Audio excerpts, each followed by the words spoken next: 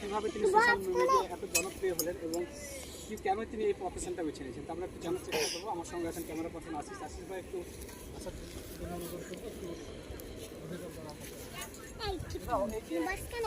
এত বাধা বিঘ্ন পেরিয়ে আপনি কীভাবে এই প্রফেশনে এলেন, কতটা ভালো লাগে আপনার?